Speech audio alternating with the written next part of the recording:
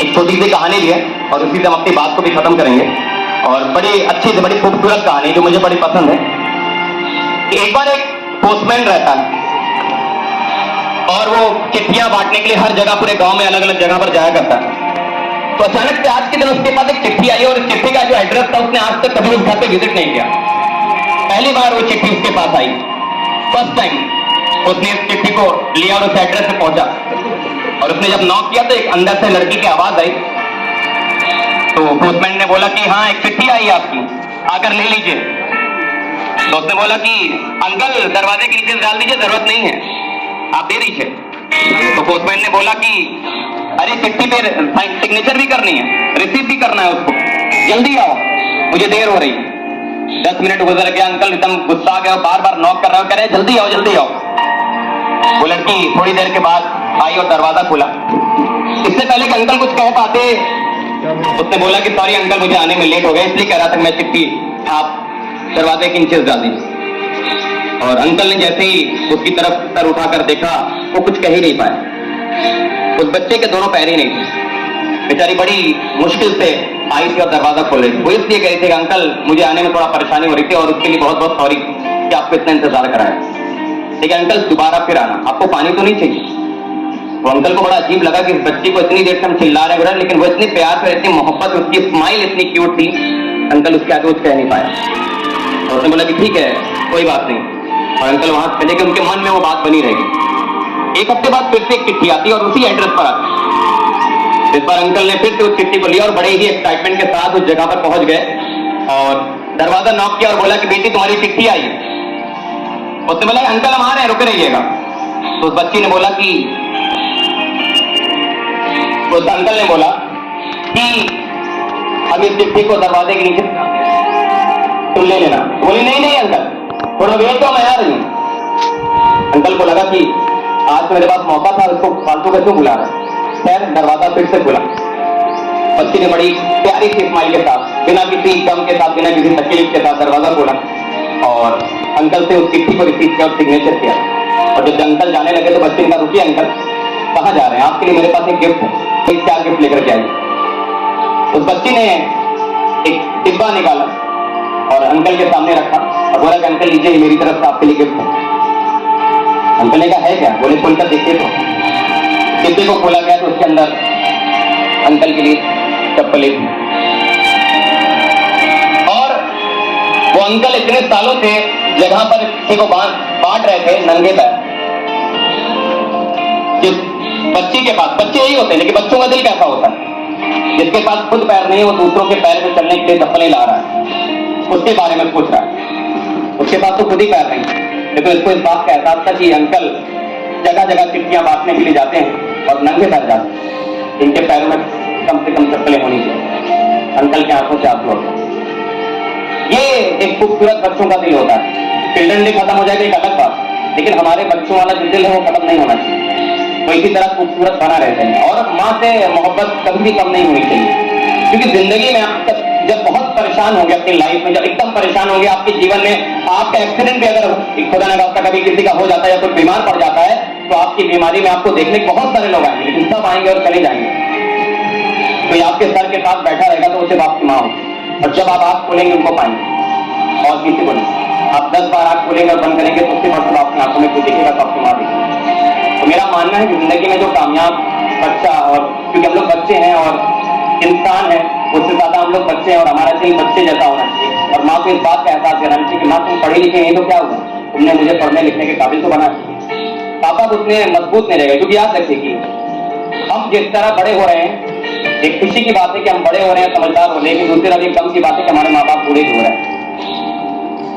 एक तरफ हम अपनी उम्र को आगे लेकर जा रहे हैं, दूसरी तरफ अगले की उम्र कम हो रही है और हमारे वो कीमती जो कि अवार्ड है हमारे जीवन के, रिवॉर्ड जो सजाए नहीं जाते हैं अलमारी में कहीं, जिसमें धूल नहीं पड़ती, वो जीवन में हमेशा जीवन के आपकी जिंदगी के धूल को हटा करके खुद को आगे रखने की कोशिश करते हैं।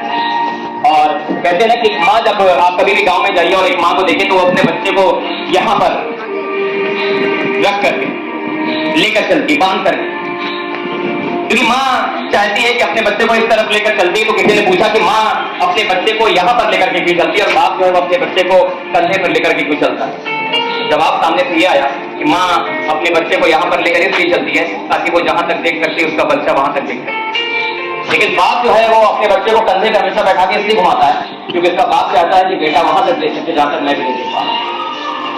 यानी फादर जो है वो आपसे एक ऐसी उम्मीद लगाकर बैठता है कि जहां तक हम नहीं पहुंचते वहां तक पहुंचे। ना जाने ऐसी कितनी जिंदगी है जो जिंदगी और कहानियों के रूप में दफन हो गई, लेकिन उनमें कितनी सच्चाई अगर हम आप जान लें तो शायद अपने जीवन में शुक्रिया अदा करते हुए हम पूछेंगे नहीं ऊपर वाले का क्या हमें दे दिया उसने। जो दे दिया उसकी अहमियत इसलिए नहीं क्योंकि दे दिया हमको। जिस दिन हमारे पास नहीं होगा उस दिन जिंदगी में हमें अहमियत होगी और तब तक बहुत देर हो चुके रहेगी जीवन में। और जिंदगी में समय से पहले अगर समझ जाए आप तो जीवन के सबसे समझदार व्यक्ति हैं। और अगर देर हो गई कि जीवन में आप सबसे ज्यादा अफसोस करेंगे, अपने जीवन में रिग्रेट फील करेंगे। तो माँ जितनी कीमती है बाप उससे ज्यादा कीमती है। माँ अगर जन्नत के खिलाफ उसका दरवाजे नहीं पड़ेगा तो आप जन्नत एंट्री नहीं करते। ये भी आप कि फादर के साथ भी आपको उतने ही अच्छे टर्म्स बना करते हैं। वो बूढ़े हो रहे हैं, वो गुस्साते होंगे, खिसियाते होंगे, आपको बोलते होंगे, आपको कुछ भी कहते होंगे, लेकिन कभी आप भी बचपन में गुस्साते थे, खिसियाते थे, बोलते थे। लेकिन फादर कहते हैं ना, वो अपनी कहानी भी देखी होगी कि एक बेटा जो एक बाप अपने बेटे से बार बार कह रहा है कि वो क्या है, और बेटा एक बार दो बार बताने के बाद चिड़िया है, फिर क्या आ जाता है कि पापा को इतनी बात एक समझ मारी, आपको बार बार बताया जा रहा है कि वो चिड़िया है। आप भी तो अपने पापा से बचपन बहुत कुछ सीखे थे कि आपके पापा ने चिड़िया अगर बोलते थे कि नहीं तुम्हें कितनी बार समझा रहा है, समझ में नहीं आ रहा, तो फिर भी आपको बार बार बता रहे क्योंकि वो हर एक मोमेंट और हर एक पल आपको सिखाना चाहते हैं, आपको जिंदा इंसान बनाना चाहते हैं। माँ से मोहब्बत करिए और बहुत खूबसूरत चीज है और बहुत खूबसूरत अवार्ड, और इसको सजाइए ही, लोगों के सामने ले जाइए, लोगों को दिखाइए कि आप जो हैं वो किसकी वजह से हैं, कौन है आपकी मेहनत, आपकी कामयाबी के पीछे जो आपको वहां तक पहुंचा रहा है। जिंदगी में आप इतने कामयाब करेंगे शायद उससे ज्यादा कामयाब आपका लाइफ कभी भी नहीं होता है। पैसा आपको सेकेंडरी होता है, कामयाबी के पीछे भागे तो पैसा अपने आप ही आ जाता है, वो आपको सेकेंडरी मिल जाएगा। इसे by product of the success. जिस दिन आप अपने जीवन में कामयाब होंगे उस दिन पैसा आपके साथ अपने आप आएगा। और जरूरी नहीं कि पैसा आ जाए तो हम कामयाबी हो जाए, खुशी और जिंदगी का जो सुकून है दिल का वो इम्पोर्टेंट है। और अगर आप अपनी जिंदगी में 2 मन की नींद ले रहे हैं और सुकून से सो रहे हैं तो आप दुनिया में ज्यादा कामयाब हैं उनके बदौलत जिनके पास बहुत पैसा है वो रात पर सो ही नहीं पा रहे। ये छोटा सा मैसेज, और अपना दिल अपने पत्नी जैसे ही रखें, कभी बड़े मत बने किसी के साथ। और छात्र वही होता है जो जीवन में हमेशा सीखता है, आप भी वही और हमेशा सीखने वाले बनिए, सीखने वाली बनिए। लेकिन कभी कभी ऐसा भी होता है कि हमें हारना भी पड़ता है, और हारना जरूरी होता है कभी कभी क्योंकि किसी की जिंदगी दाव पे लगी होती है। जैसे आपने उसके मूवी में भी देखा था जो लोग गए, तो कभी कभी किसी की जिंदगी दाव पे लगी होती है, तो कभी कभी हार जाना चाहिए, जीत जाने से कहीं गुना ज्यादा इंपॉर्टेंट होता है। तो कभी कभी हार जाना चाहिए अपने रिश्तों में, पापा से कभी लड़ाई हो हार जाना चाहिए कि आप सही हैं और हम गलत, चाहे आपकी होना सही और पापा आपसे गलत होना हो, लेकिन फिर भी हार जाइए।